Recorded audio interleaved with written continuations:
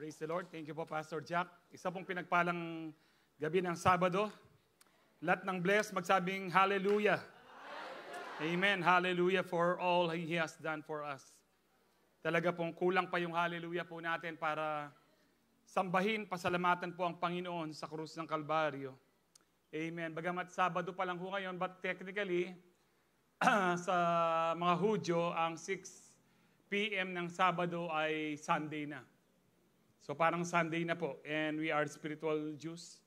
And we are celebrating ang pinaka-importanting event na nangyari po. It's not Christmas Day.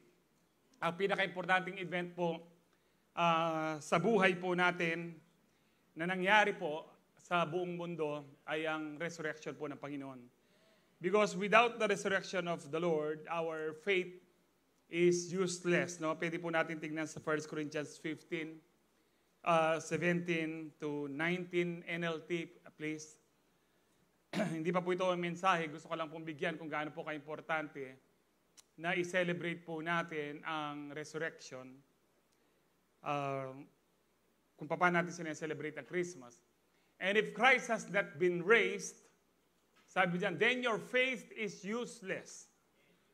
And you are still guilty of your sins.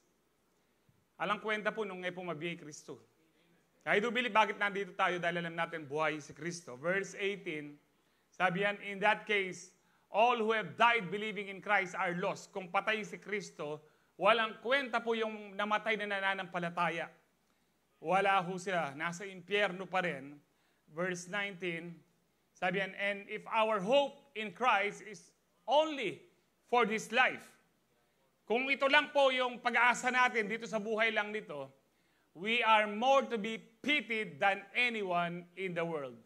Pinakakawawa daw ho tayo, pero hindi tayo kawawa.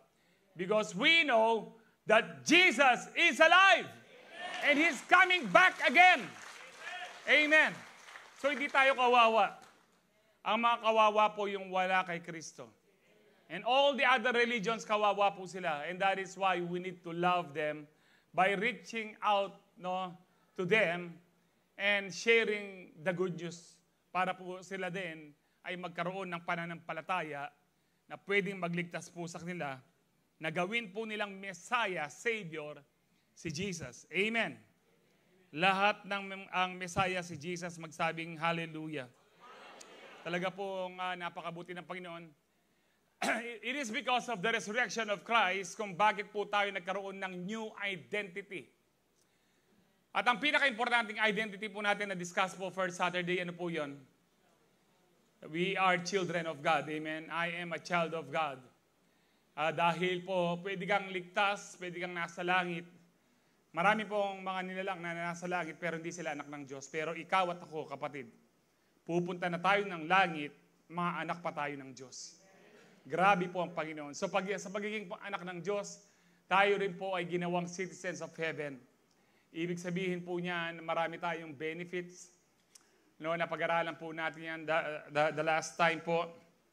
And ngayon po, ang pag-aaralan po natin is about new creation. I am a new creation. Tayo po ay mga bagong nilalang. Tayo po yung mga bagong nilalang, it is because of Christ, the power of Christ's death and resurrection. 2 Corinthians 5:17. Therefore, if anyone is in Christ, he is a new creation. The old things have passed away. Behold, all things have become new. Heavenly Father, bless the word that we are about to receive tonight. We allow you, Holy Spirit, Lord, kumilos po kayo. Banal na Espiritu, kumilos po kayo sa bawat puso at isipan ng bawat isa. May we be changed, Lord, from glory to glory into the likeness of our Lord Jesus Christ. Lalo na po sa mga first-timers po namin, maging mga nasa online, bless them. Lord, kung gaano at ipaunawa niyo po sa amin, na kami nga po ay talagang mga bagong nilalang na because of Christ's resurrection from the dead. Salamat po, Panginoon. And as we receive your word. I declare healing, I declare deliverance and salvation be upon your people tonight. In Jesus' powerful name we pray. Ang lahat po yung magsabi ng Amen. Palakpakan po natin ang Lord. Pag sinabi pong if anyone is in Christ, na ikaw na tumanggap kay Kristo bilang Panginoon at tagapagligtas, ikaw ngayon ay bagong nilalang na. Yung lahat ng lumang mga bagay sa pagkatao mo, wala na at bago na ho ngayon. Mas maunawaan po natin yan sa NLT, Contemporary English po kasi ito. Sabi dyan, this means that anyone who belongs to Christ has become a new person. The old life is gone and a new life has begun. Tama po ang nabasa po natin. Mula po nung tinanggap po natin si Kristo, yung lumang pagkatao po natin, kung sino man ho tayo ho noon, wala na po yon. Yung pagiging makasalanan po natin, wala na ho. At nag-start na po yung new person sa atin, yung identity po ni Kristo na pinagkaloob po sa atin. The righteousness that was imputed po sa atin when we received Jesus Christ through the power of the Holy Spirit. Now, the phrase new creation sa Greek is kaine, ewan ko po ano po ito, no? Thesis. Anyway, ang ibig sabihin lang po niya is emphasizes a radical change. Talagang radical daw po ang pagbabago, not just an improvement or a patch up of the old self. Hindi po itong in-improve lang yung sarili mo, mas pinabuti ka lang. Pero talaga pong binago ho tayo. It's a new beginning. Ito po yung ibig sabihin niya sa original Greek. A new beginning, a fresh start, as if something entirely new has been created. Ikaw ay bago na, kapatid. Nung tinanggap po natin ang Panginoon, bago na ho tayo. Pero ang dyablo, pilit tayong ibinabalik sa ating nakaraan at ikinukulong ho tayo sa ating nakaraan. Upang hindi po tayo umusbong, hindi tayo magtagumpay sa mundong ito. Upang hindi tayo makapaglingkod at hindi tayo makapaghikayat ng kaluluwa. Ayan po ang nais ng dyablo. So what does it mean? Number 1 po, 6:53 na po, mag-start na po ako. What does it mean that we are new creation? It means that our dead spirit came alive. Nung ipinanganak ho tayo, meron na ho tayong espiritu. Ang sanggol na pinanganak, meron na pong espiritu yan. Spirit, soul, and body na po kagad yan. Sa sinapupunan pa lang ho, nung nagkaroon na ng tibok ng puso, meron na pong spirit. Because spirit, ang ibig sabihin ng spirit sa Greek is pneuma, meaning life, breath, or wind, or air. Yan po ibig sabihin niya, buhay, hangin, na hinihingan po natin. Pero, yung pong espiritu po natin, nung pinanganak ho tayo, hiwalay sa Diyos. Yung pong ibig sabihin ng dead in the spirit. So para maunawaan po natin ang new creation, we need to go back to the old creation. Ano po yung old creation? Yung time po ni Adam and Eve. Because yung first Adam, na asawa po ni Eve, nag-fail po siya. But the second Adam, sino pong second Adam according to the Bible? Si Jesus. Dapat alam niyo po ito. If you are reading your Bible, mababasa niyo po yan, especially sa Book of Romans. Makikita at tinawag pong second Adam, si Jesus. No, pero yung second Adam, nagtagumpay po siya sa lahat ng bagay at siya po ang sa lahat ng tukso, maging sa kamatayan, siya po ang naging dahilan kung bakit tayo binago. Namatay po si Kristo sa krus at muling nabuhay to create a new person in us. Hindi po yung old person na minana po natin kay Adam and Eve, na meron pong sumpa. So, we need to understand po yung old person from the old creation. Genesis 2:7, then the Lord God formed the man from the dust. Alam niyo po, kamangha-mangha po ito. No? Hindi po sinabing, kasi madalas na pinoportray po ito sa mga movie or kahit hindi sa movie, kahit sa pulpit, sinasabi po nila nung inanuho tayo sa putik. Pero hindi ko po mabasang clay, dust po siya. alabok po siya.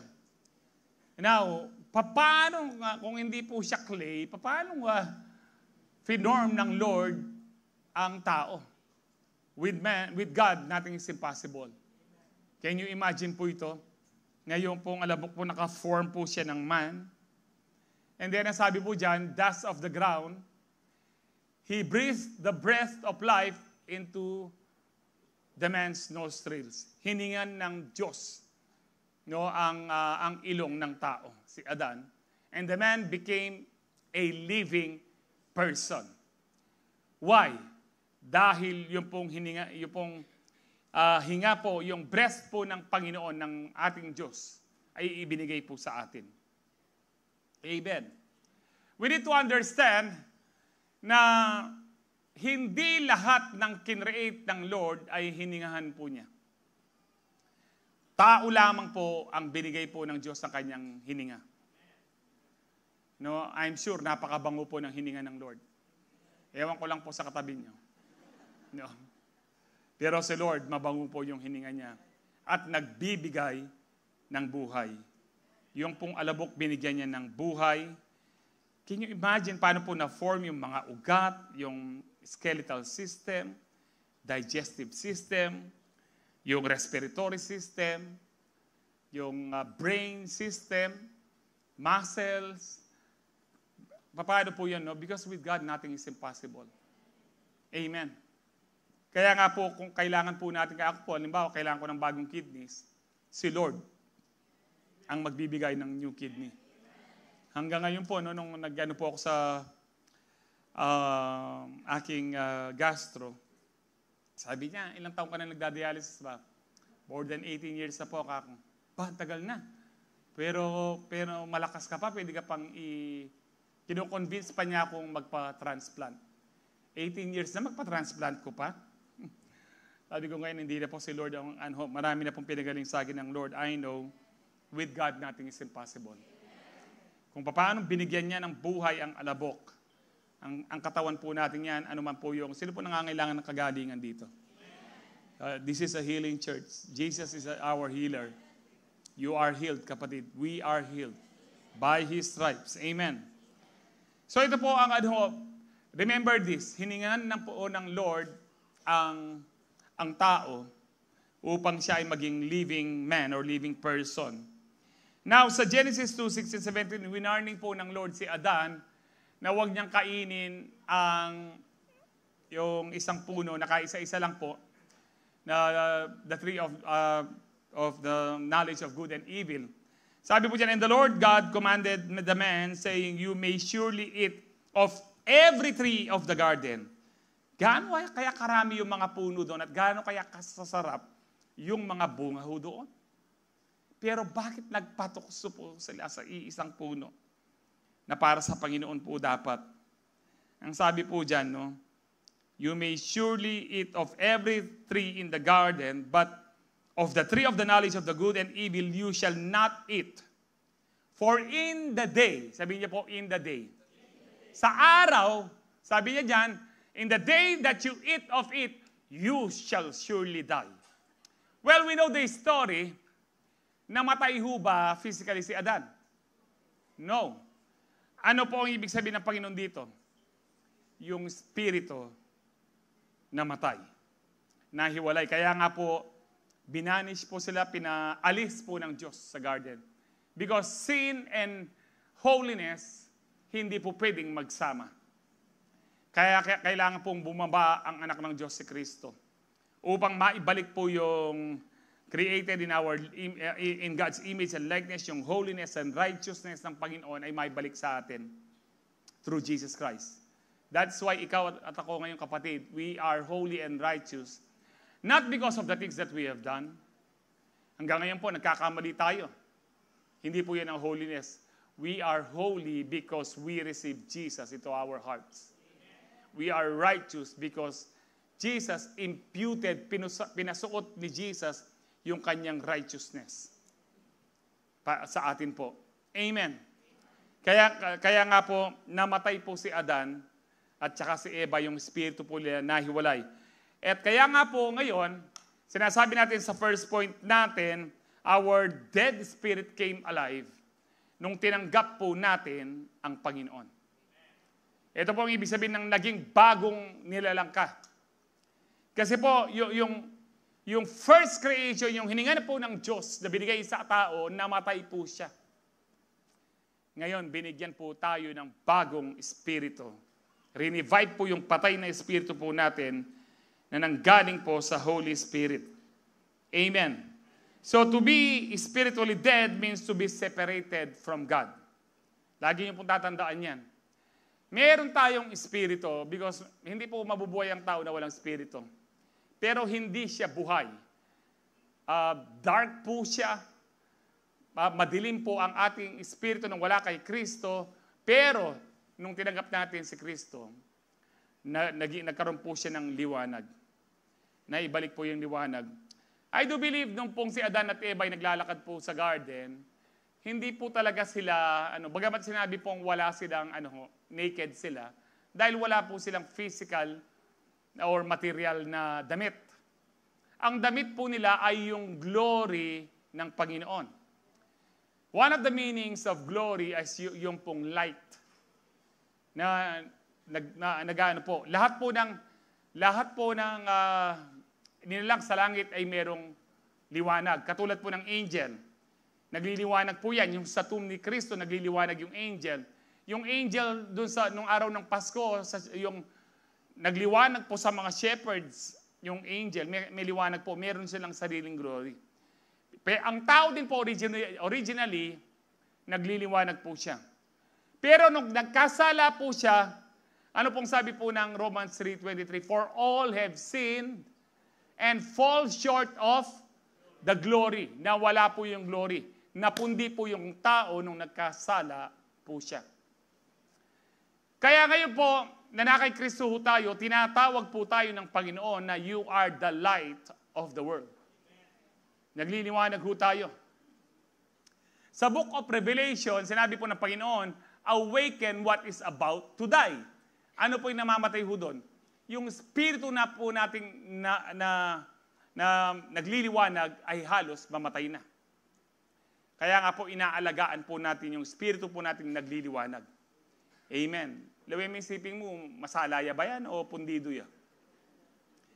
Minsan maging pundido tam, putang maranop na ka. Amen.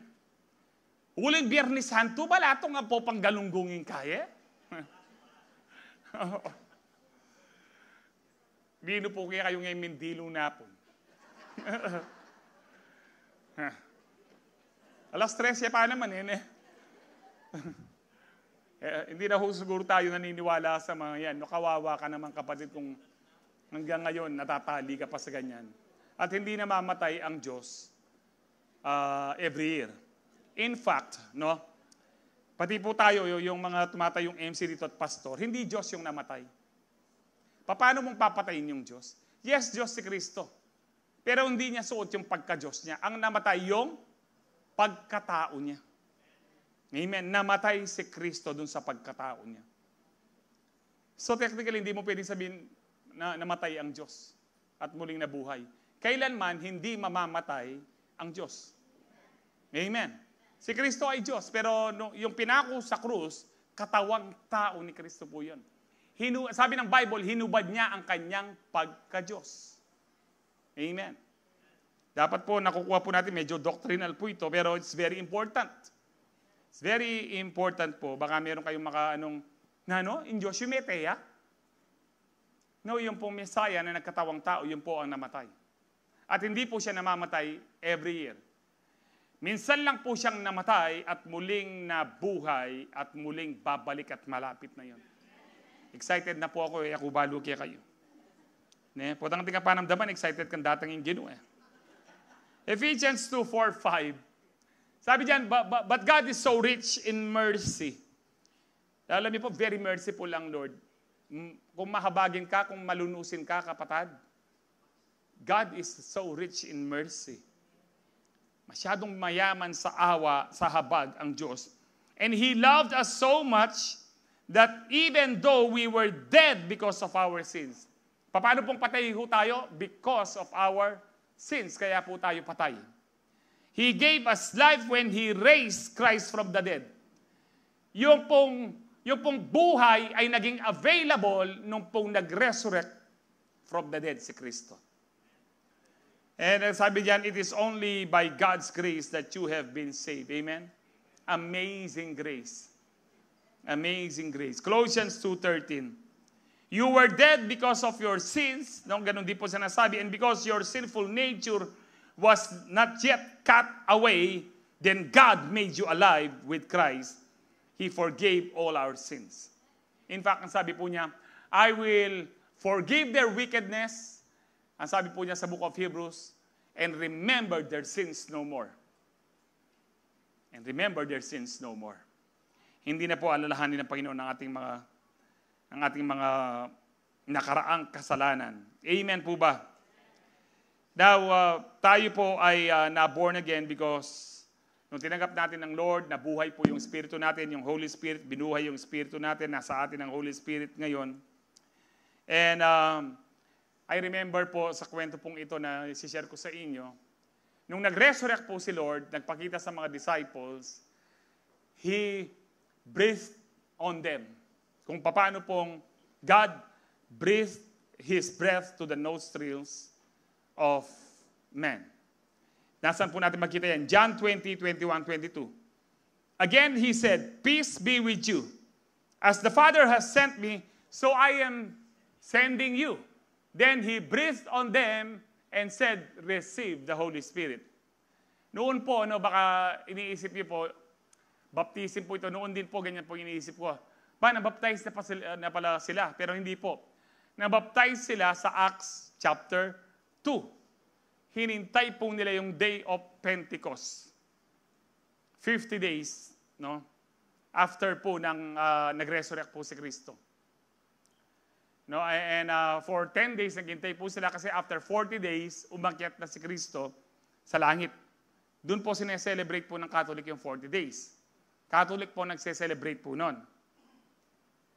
Sabi ko po, Catholic po nagse-celebrate po noon. Minsan po mag-invite kaya kami, Pastor, invite na kayo po, 40 days na po nga po. Sabi ko kanina, Pastor, kayo na mo ako.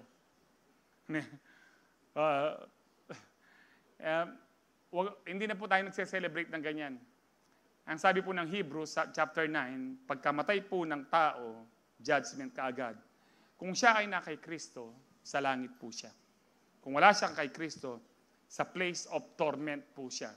Sa Hades or Sheol. Sa ilalim po ng lupang ito. Amen. So, He breathed on them. I do believe. Hindi po, alwa po itang lebulano. I do believe, inisa-isa niya po ito. Na hiningahan po niya. Kasi po, yung breath po, iba po dun sa blow, di ho ba? Kapag sinabing blow, you blow the candle. Okay? Hindi naman you breathe the candle. So, I do believe, iniisa-isa niya po ito. Dito po, na-born again ang mga disciples. Dito po sila na-born again. Yung dating patay nilang spirito, binuhay ni Kristo. Because sabi ng Bible, according sa binasa po natin, when God raised Jesus from the dead, He gave us what? Life. Kanina lang po natin nabasa yan, nakalingwan yun eh. He gave us life. Kaya nga po nung during nakasama po nila ang ating Panginoon, hindi po sila lahat born again. Pero binigyan sila ng authority. Because nothing is impossible with God. Kahit po sino bigyan ng authority po ng Panginoon. Even in the Old Testament. Mga Old Testament saints at prophets, hindi sila born again. Pero binigyan sila ng authority. Pero yung prophets at saka yung ibang kings ay the Holy Spirit was upon them, not within them. Pero ngayon po, ang mga disciples ito, yung Holy Spirit ay nasa kanila na. Nung tinanggap mo rin ang Panginoon, kapatid, tinanggap natin, nananahan na ang banal na Espiritu sa atin. You need to realize this. This is the new creation. Kung ikaw ngayon ay bagong nilalang na because you received Jesus Christ as your Lord and Savior, therefore, the Holy Spirit dwells within you. Kaya sabi po ng John chapter 4, 1 John 4:4, greater is He that is in me than he, Satan, and all the demons in the world. Mas makapangyarihan yung nasa iyo. Sino yung nasa atin? The Holy Spirit, the Spirit of Christ, the Spirit of the Son of God. No, and so we also received, no, dito po natin magkita yan sa Ephesians 1:13-14, and you also were included in Christ when you heard the message of truth, the gospel of your salvation. When you believe, you were marked with Him with a seal, the promised Holy Spirit.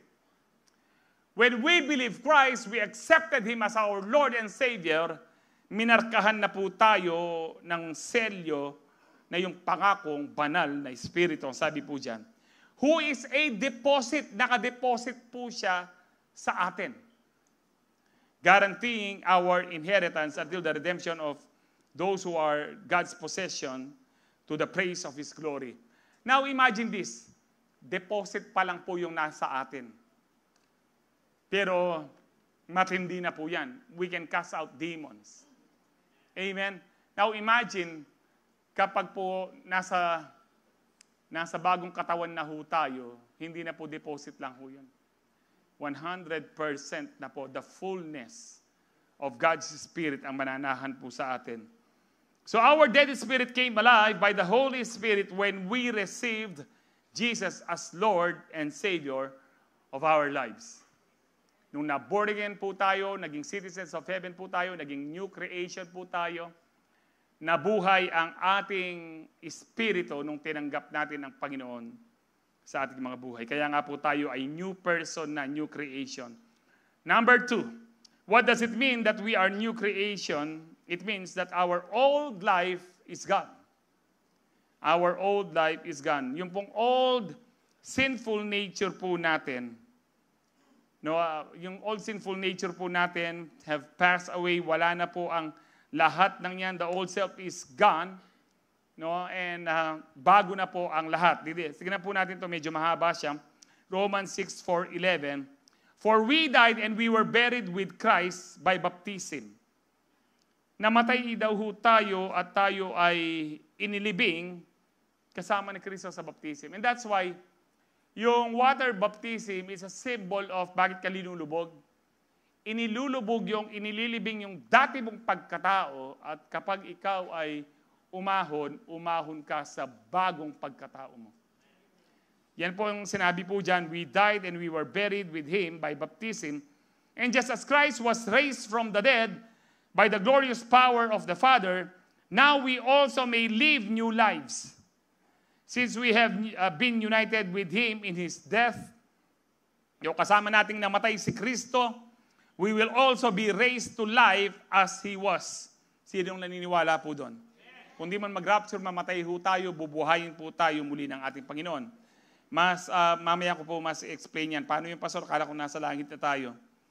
Now, verse 6, we know that our old sinful selves were crucified with Christ so that sin might lose its power in our lives. Yung lumang pagkatao po natin, kasamang napako ni Kristo. Amen. Kasamang napako ni Kristo. Ito po yung ibig sabihin ng new creation. Our old sinful selves were crucified with Christ para po yung power ng kasalanan ay mawala po sa atin. We are no longer slaves to sin. Pero bakit, Pastor, Kristyano na ako? Parang hindi ka na alipin. Pinipili mo lang magkasala. Ang tunay na Kristyano, nagkakamali po tayo. Pero hindi na po grabe at hindi mo na sinasadya. Kung sinasadya mo man, pwede ka pang humingi ng tawad at huwag mo nang ulitin.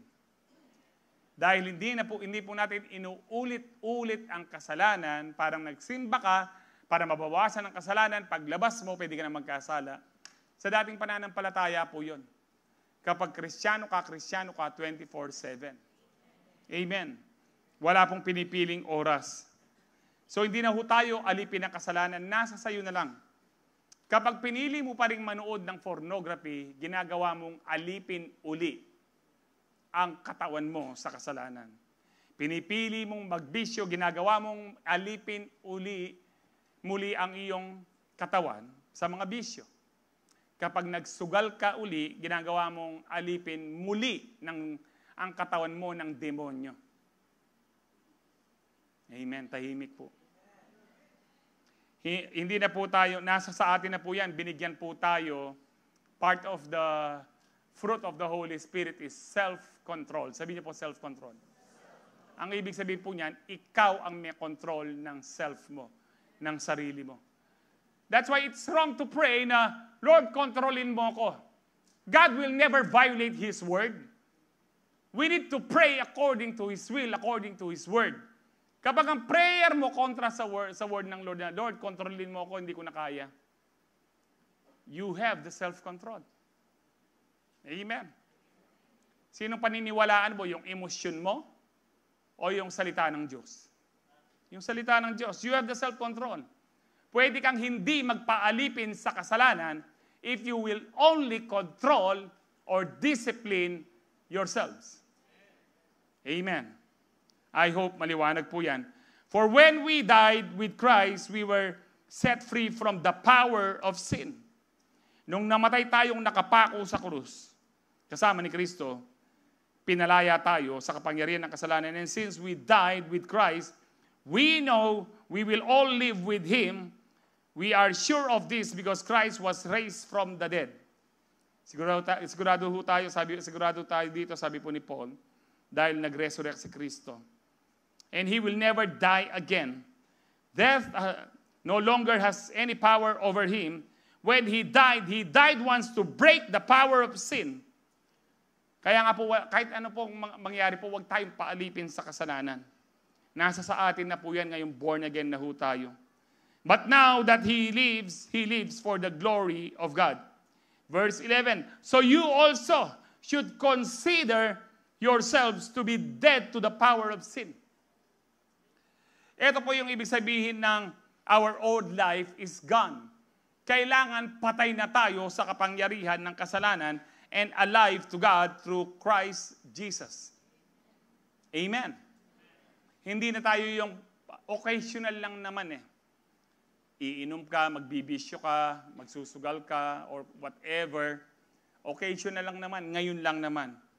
Do not give the devil a foothold. Amen. Kasi po kapag binibigyan mo ng foothold or opportunity ang diablo, gagawin niya ang lahat para ibagsak ka, gagawin niya ang lahat para patayin ka. Kapag namatay ka sa kasalanan, alam niya, impyerno ka. Praise the Lord. Jesus has set us free from the power of sin. Do not go back to your old sinful ways. Huwag na tayong babalik po sa lumang paraan po natin. Lumang pagkatao po natin. Lumang pamumuhay po natin. No, huwag tayong gagaya sa mga Israelites. Sabi po sa Isaiah 43:18, forget the former things, do not dwell on the past. Well, hindi po lahat ito, no? Yung pong do not dwell in the past, yung pong old sinful lives po natin at hindi magagandang bagay. Pero yung mga past po natin na gumawa po ng milagro ang Diyos, inaalala po natin yan. Amen. Sabi ng Lord, ikwento yung nakaraan na ginawa ko sa Ehipto, kung paano ko kayong liligtas, ikwento nyo sa mga anak nyo, sa kapwa po nyo, sa mga next generation, kung paano ko hinati ang dagat at paano ko kayo binuhay sa disyerto. So sa Diyos po mahalaga yung past na siya ang kumilos. Because every time na nagbabalik ka dun sa good things in the past na ang Diyos po ang kumilos, yung mga milagro po, nare-rekindle po yung fire mo, yung faith mo, nare-revive. Amen? Pansinin niyo po yun. Yung pong ako po, no, napakarami ko na pong mga nakaraan na ilang beses na ko na pong hinarap ang kamatayan. Just 2 weeks ago, muntik na po akong mamatay sa ICU. Ang dami na po, nagkaroon po ako ng heart enlargement. Ito po yung taning na anytime mamamatay ako. May ibang times na nung unang nagdadialysis ako, bumabagsak po ang BP ko. Wala na pong nakikita ang mata ko, kundi po parang puti na lang. Ewan ko, parang tapos sabi po na narinig mo lang yung mga nurse, Kuya, huwag kang matutulog. Buksan mo yung mata mo, buksan mo. Ganun na lang po. But you know, kapag ikaw ay na kay Kristo, hindi ka takot sa kamatayan. Whenever I reminisce on the past na ginawa po ng Lord, paano kami sinalba ng Panginoon, isipin niyo po yung COVID, paano tayo linigtas ng Lord, pinakain ng Lord, paano tayo pinatapang ng Lord. Ito po yung mapas na maganda pong balik-balikan. Pero po yung sinasabi ng Lord, forget the former things, do not dwell on the past. Katulad po ng mga Israelita, huwag nyo nang alalahanin yung pagkakaalipin nyo. Yung alipin ka ng kasalanan, alipin ka ng bisyo, alipin ka ng demonyo, alipin ka ni Satanas, huwag mo nang alalahanin yon. Yung iba ayaw maging fully committed sa pagiging born again kasi sabi nila, puta maging committed na ako, arang makanyan, na ako makainom. O di masante. Nakamagkasakit kang ate. Nakamagka-cancer, kapatid. Ay, alam nyo po, yung ibang, lalo ni mga kalalakihan sa inyo, bato-bato sa langit, ang tamaan, magbago kayo. Yung pong ayaw yung, gusto nyo pa attend lang, ayaw niyang mag-attend ng CU, ayaw nyo ng tunay na pagbabago, kasi gusto nyo pa rin yung bisyo. Mamulang kayo. Potang mete kayo, ala na kayong pwedeng sisyan pa. Yung sabihan nyo muging impyerno, tutupin sa sabihan ng Pastor Manny. O te ako pa magsisiyin. Alam nyo po, kayo pong ayaw tunay na magbago, ang akala nyo, boring ang tunay na Kristiyano. Gawin nyo no po rin siping nyo? Ang buhay ng Kristiyano ay masayang tunay po. Masarap po yung hindi ka alipin ng kasalanan. Masarap po yung hindi mo hinahanap ang bisyo. Masarap yung hindi mo hinahanap ang sugal. Masarap ang hindi mo hinahanap ang pornography, ang lust of the flesh. Masarap ang hindi ka alipin ng kasalanan. Masarap po yung alam mo, tama ang ginagawa mo para sa Diyos na buhay. Amen. Mas masarap po yun. Yung hindi ka nakukonsensya, hindi ka nakukonvict. Kasi every time na gumagawa ka ng kasalanan, lalo na meron ka ng alam sa katotohanan, hindi ka patutulugin ng konsensya mo. Wala kang kapayapaan, kapatid. So sabi ng Panginoon sa mga Israelites, kalimutan nyo na yan. Sabi ng mga Israelita, mapakanita nga tiyuta mo keng Goshen. Ating pakwan, ating isda, ating karni, ating sibuyas, ating bawang. Po sinasabi natin, mapakanita, makapag-enjoy tamo. Potang Holy Week na rin, kumpare ko, minom na kami. Lunes Santo pa mo. Talagang masaya ita? Totoo. Meron katotohanan doon? May pamaratot kayo mo. Tamang nga bagya, potang iya kayo may kasundo, may tutumbukan kayo. Dietang Kenny, ikit mi lang mag-prepare, ne? Abak kita, maugtog ka panapon, pangabenging mulita mo. Akit mi, mag-shot-shot na laring mamuting-muting. Masanting ita? Hindi ba masarap yung mabuhay ka ng payapa? Yung uuwi ka, buo yung pamilya mo, masaya kayo? Hindi yung puro barkada yung hahanapin mo? Pag nagkasakit ka, barkada ba yung mag-aalaga sa'yo? Barkada ba yung maghahanap ng pera para ikaw ay isustain sa hospital? Hindi po, pamilya. Kaya bumuo ang Diyos ng pamilya para maging masaya ka sa pamilya. Maging tapat ka sa asawa, maging tapat ka sa mga anak mo. Amen. So kalimutan po na yung mga buhay niyo nun. Kung sinasabi mo, kapatid, Pastor, balo mo niyang ikami, niyang ikay pa born again, makwalta kami, marakal kami ipiban dyan. Pero wala kang kapayapan. Maghintay ka lang, maging tapat ka. Higit pa dyan ang ipagkakalob ng Diyos. Lililinis ka lang ng Lord. Lililinis ng Diyos ang bawat sangang hindi nagbubunga para magbunga. May mga nililinis po sa atin ng Lord. Kung merong nawalan ka ng trabaho, na ngayon nag-born again ka, nagdugi ka sa negosyo, maghintay ka lang, kapatid. Panghawakan mo salita ng Diyos. Higit pa dyan ang ipagkakalob ng Lord. Nakita ko na po ito sa maraming Kristiyano. Kung papaano po sila pinagpala ng Diyos. Dahil pinanghawakan po nila ang salita ng Diyos. Philippians 3:13-14. Brothers and sisters, I do not consider myself yet to have taken hold of it, but one thing I do, forgetting what is behind and straining toward what is ahead. I press on toward the goal to win the prize for which God has called me heavenward in Christ Jesus. Sinabi ni Paul to sa Philippians 3, sa mga unang talata, sinasabi niyang, ako, apostle ba sila? Apostle din ako. Hudyo ba sila? Hudyo din ako. I am a tribe of Benjamite. I am a Pharisee of the Pharisee. Nag-aral ako kay Gamaliel. I was circumcised on the 8th day. Kumbaga po yung mga katangian, yung tawag po dito, yung qualification po ni Paul ay mataas. Kumbaga sa resume po, maganda po yung ano niya sa biodata. Pero sabi niya, kinalimutan niya ang lahat. Pati po yung manang lupa niya, lahat po ng mga Israelita, wala na kung lalaki ka, dapat meron kang manang lupa. Kinalimutan niya po lahat yan. Ang sabi niya, ang straining toward what is ahead, ano po yun? I press on toward the goal. Lahat po tayo, binago ng Diyos, born again po tayo, mga anak tayo ng Diyos ngayon, citizens of heaven tayo, new creation tayo because God has given us the goal to finish. The race to finish. Kailangan po nating matapos po. Sabi niya, the goal to win the prize for which God has called me heavenward in Christ Jesus. Lahat po tayo meron dapat tapusin. Finishing is better than starting, sabi po ng Ecclesiastes. Kahit nag-umpisa kang naging born again, na bago ka, pero kung di ka nagpatuloy, walang saysay. Hindi mo tinapos ang karera ng buhay. Hindi po ito pabilisan, patatagan. Dahil along the race track, maraming pagsubok. Matira ang matibay sa pananampalataya.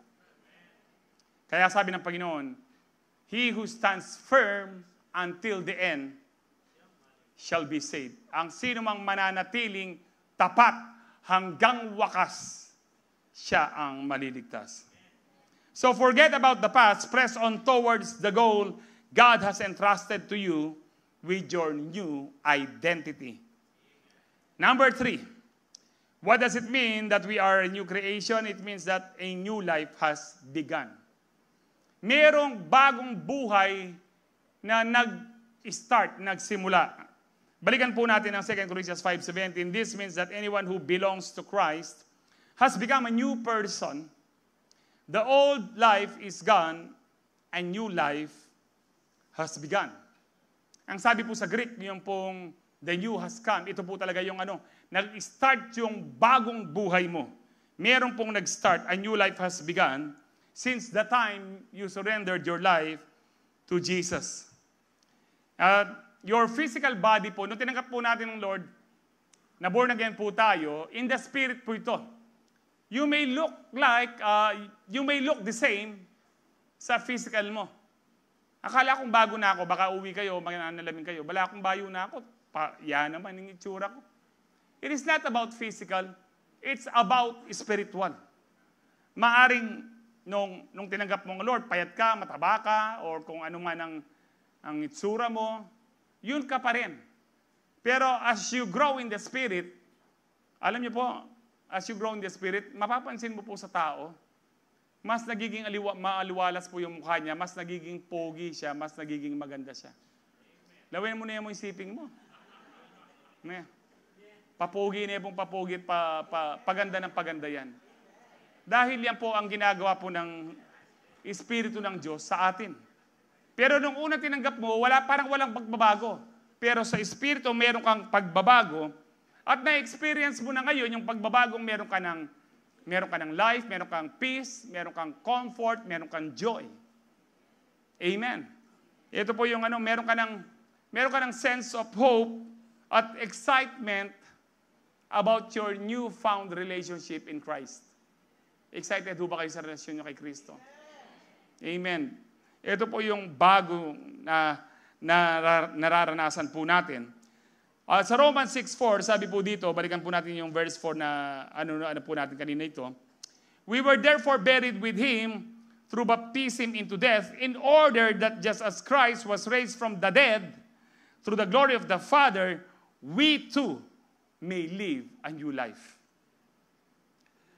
Dahil po sa resurrection po ng Panginoon, meron tayong bagong buhay. And it began when you received Christ as your personal Lord and Savior. So a new person is born when Christ lives in you. Ephesians 4:21-24.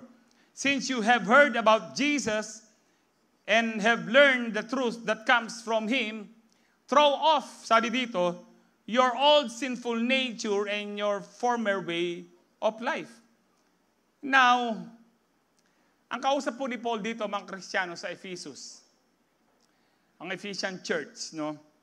So parang sinasabi ni Paul dito, it is possible na na-born again ka, pero nabubuhay pa rin yung old sinful nature mo. Napansin niyo po yon? Ito po, totoo po ito, hindi siya joke. No? Yung pong kapag maranop ka, lalo na rin ang epusan ekeng fasting, kaya kayo, magbusit na ka, yung pong old sinful nature mo, nabubuhay siya. Muling maranop na ka, magpagsabi. Puta kaya rin namin, may mas-mas yan. Puta ba kanya kugalinan din? Subukan mo mag-fasting, kapatid, para misanay-sanay yung katawan mo ngayon. Na diyang maranop ya, makakabiyat ang dating ika. No? Pag po sa driving, kung hanggang ngayon nabubuhay po yung dating sarili mo, bagsak ka na naman, hindi ka na naman perfect. Amen? So sabi ni Paul, throw off your old sinful nature, born again na po itong mga to. Your former way of life. Parang nagbabalik po sila sa dating pamamaraan na kanilang buhay, which is corrupted by lust and deception. Laging magkakambal po yan. Yung lust. Yung pong pita, yung gusto ng laman, yung gusto ng katawan. At saka po deception. Masarap yan mapagpatawad naman ng Lord. Sige, itry mo yan.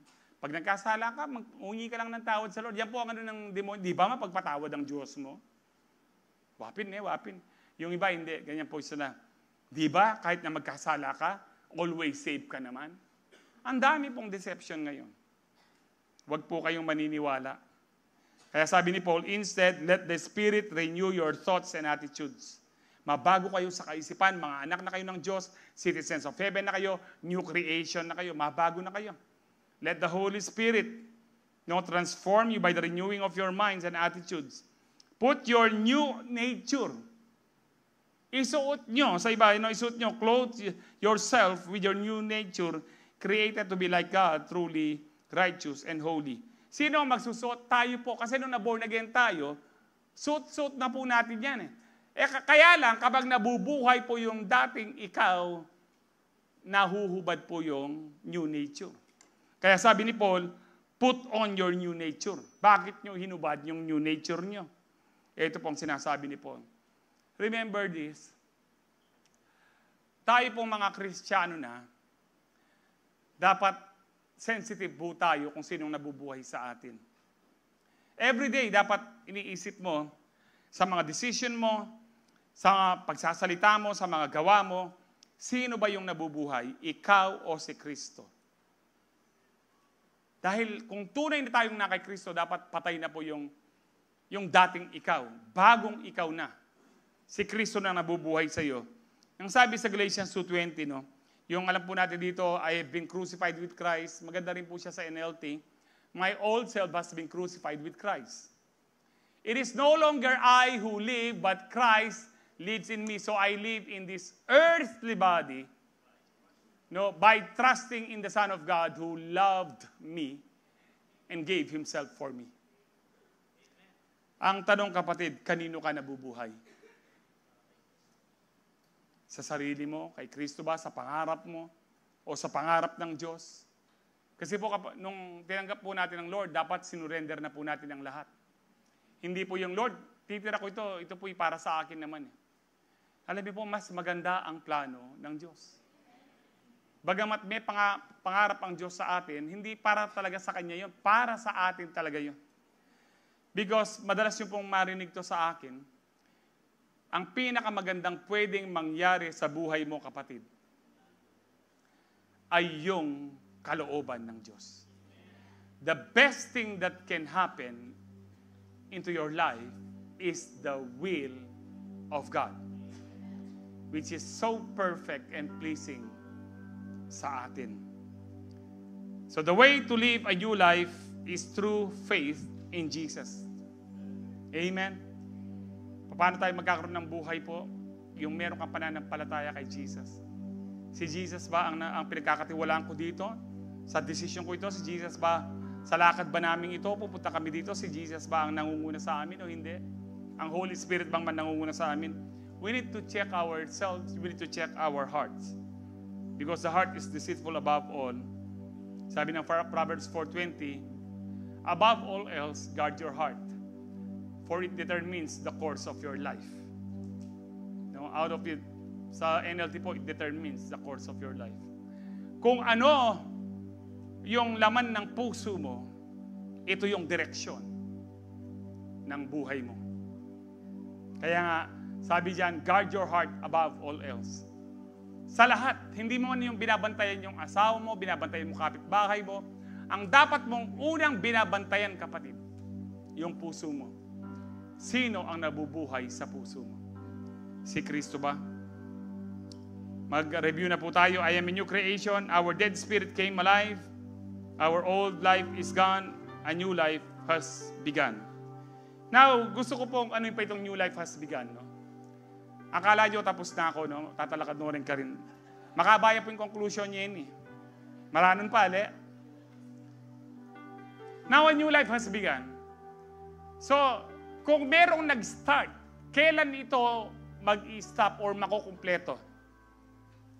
Meron pong completion ito. What God has started in us, He will complete it in the day na darating na po siya. So, paano po ito na makukumpleto? Nandito po sa Philippians 3:7-11, mahaba-haba po ito. Ang sabi po dito, but whatever gains to me, I now consider loss for the sake of Christ.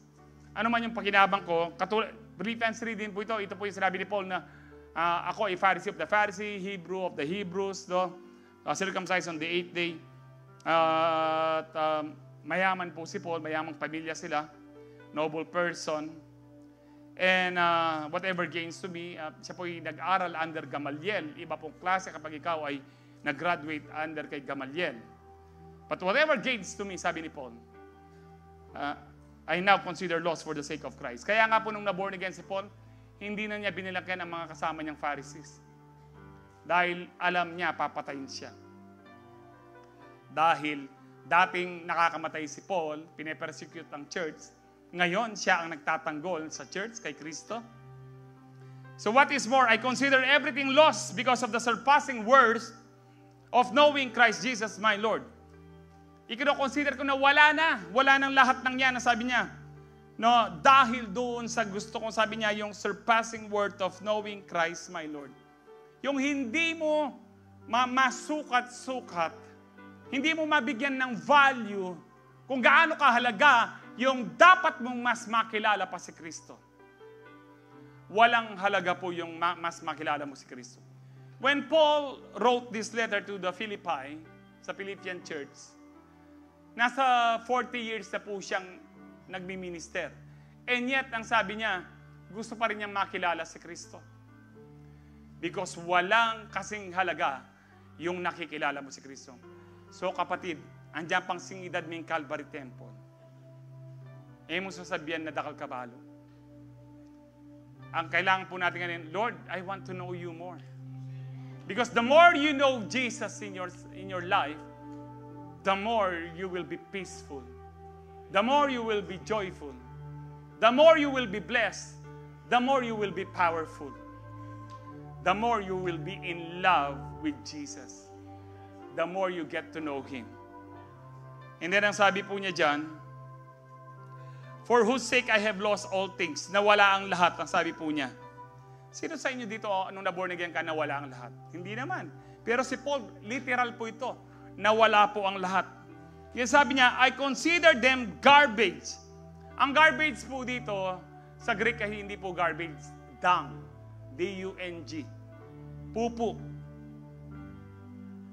Yung daw pong mga bagay na na-accomplish niya in the past, mga dumi lang ng tao daw po. Kino-consider po niya. Kino-consider niyang dumi ng tao that I may gain Christ. Kung pinapahalagan mo pa yung nakaraan mo, kapatid. Kung pinapahalagan mo yung, ay ikaw ay summa cum laude. Kung pinapahalagan mo na ikaw ay matalino, you can never gain Christ. You need to consider all things na meron ka in the past at meron ka ngayon na parang wala, that you may gain Christ. Because the more you gain Christ, the more you will be blessed. Yung blessed po dito, hindi pera. Pinakamababa po ang pera. The more you will be blessed, yung araw-araw kahit po merong magulo ang buhay ng tao, magulo ang buhay sa mundo, ikaw ay payapa. Kahit may problema, ikaw ay merong kagalakan. Because you consider everything lost, now you are gaining Christ. More and more each day. Napakasarap pong mas makilala pa si Kristo. Kahit po kami, kahit pastor na po kami, ako po lalo na. Marami pa po akong hindi alam kay Kristo. Sinishare ko lang po sa inyo kung ano po yung pagkakakilala ko po sa Kanya. And I want to know Him, para pong si Paul. Sabi po dyan, and be found in Him, not having a righteousness on my own. Kasi po noon, righteous si Paul under the law. Sabi nga niya, of the law, perfect ako halos, sabi po niya.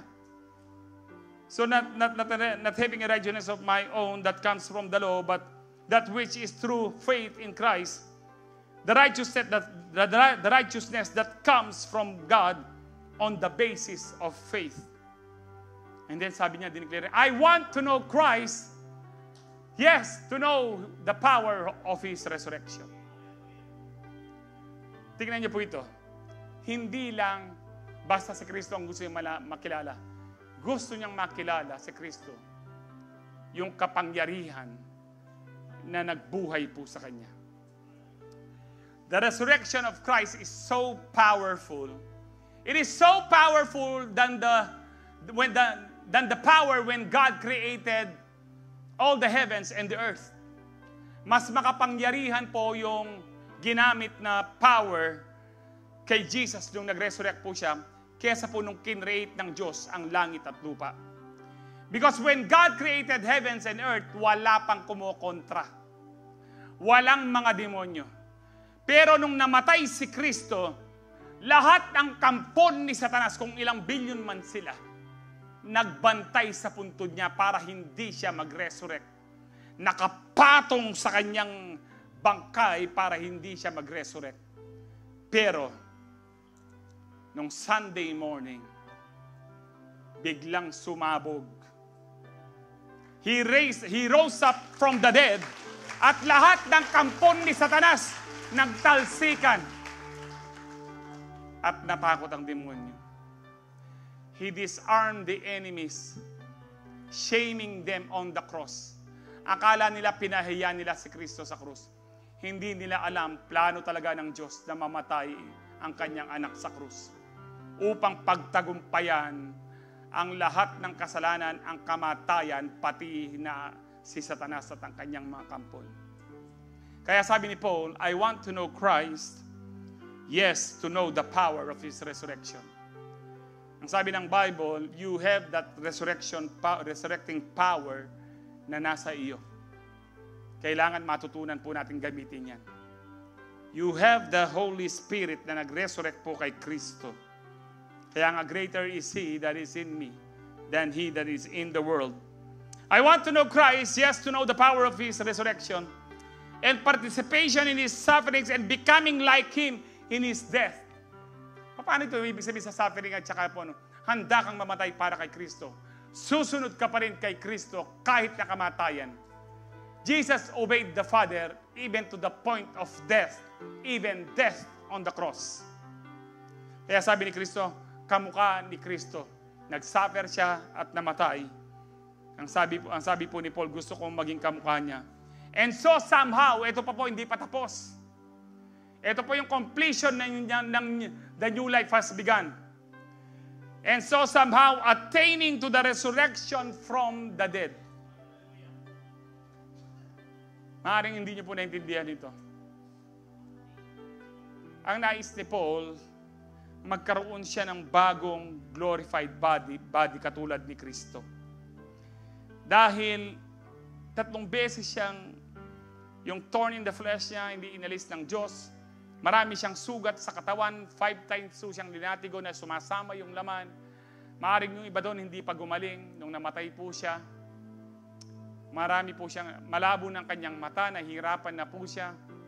Kaya sabi niya, gusto kong magkaroon ng bagong katawan. That is the resurrection from the dead. Sino pong gusto na magkaroon ng bagong katawan? Ay, ako lalo na. Sawang-sawa na ako sa pain. Sawang-sawa na ako sa tusok. Sawang-sawa na po ako sa dialysis. Kakasawa po ang buhay po dito. But we need to hold on to the Word of God. Let's enjoy life and know Christ and the power of His resurrection. Alam niyo po, mababago ang lahat ng katawan po natin yan. Sa ngayon po, sa langit, mga espiritu po nandoon at kaluluwa. At sa ano po. Pero meron pa pong 2 resurrection na mangyayari. Resurrection po kapag sa rapture po. Pwede na, sige basan kayo pa. Total, mag-overtime na ako kanini. Balayo, makuya din. 1 Thessalonians 4:16, 18. 1 Thessalonians 4:16, 18. Ito po yung rapture, yung caught up. Kukunin tayo ng Diyos. Ang headline po dito kapag kinuha tayo ng Diyos, headline po, alien abduction. Kinuha ng mga aliens. Ito po ang mina-mindset po ngayon kasi alam ng kaaway, malapit na ang rapture. For the Lord Himself will come down from heaven with a loud command. Yung come down po dito hanggang clouds lang po. Mamaya makita nyo. With a loud command, with the voice of the archangel, with the trumpet call of God, and the dead in Christ will rise first. So yung namatay na Kristiyano na kamag-anak po natin, mabubuksan po yung nicho nila. In fact, nung nag-resurrect si Kristo, merong first resurrection. Sa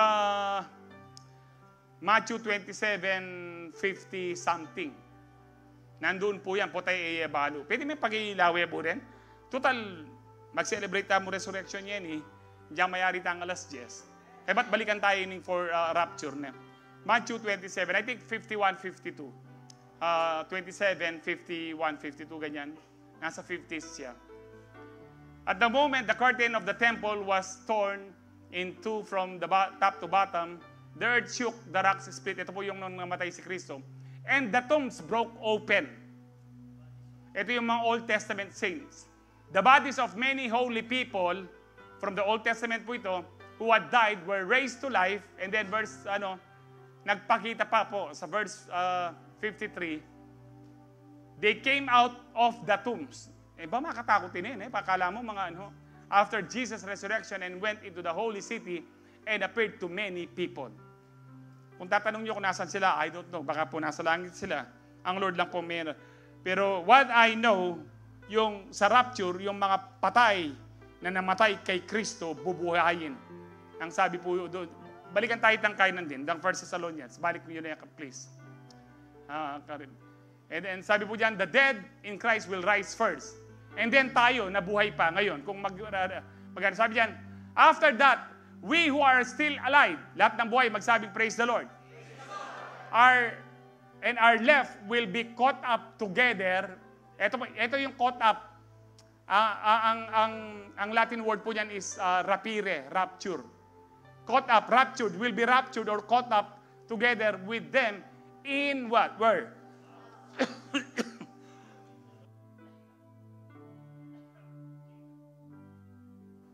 Jesus name, mayari na mo, demonyo nga yan.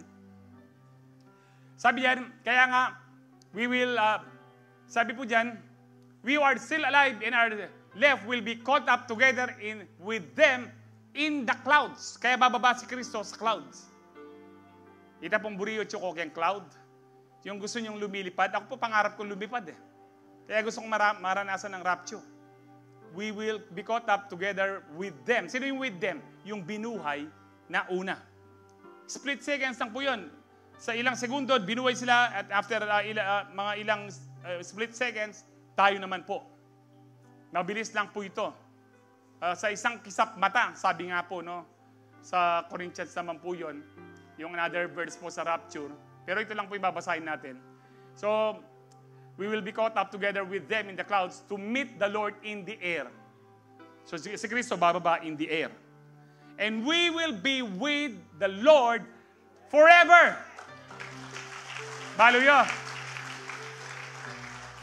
Kabang susula po tamo, lalamin mo yung sarili mo. Ay, bayo na yung katawang ko. Ba, ika yan? O tala na kang tagyawa? Nakaburug-burug yan eh. Ba, ika yan? Atin na kang buhok? Hindi ho ba? Ay, sorry po dun sa mga no? Panahin niya yung rapture. Ito po yung new creation. Kinreate tayo ng Lord. God is preparing for us to give us a glorified body like Christ. Na kailanman wala ng kahirapan, wala ng karamdaman. Hindi ka na magugutom, kapatid, at hindi ka na mamamatay. Kasama na natin ang ating Panginoon. Bakit? Glorified body na tayo. Amen. So God will complete the new life He started with us. Ang sabi po dyan, pag-iikayin nyo niya, God will complete the new life He started with us on the day of resurrection by giving us glorified bodies like Jesus. Amen? So, as a new creation, let us live faithfully for Christ until He comes again. Hallelujah! Praise the Lord! Tayo po lahat ay tumayo.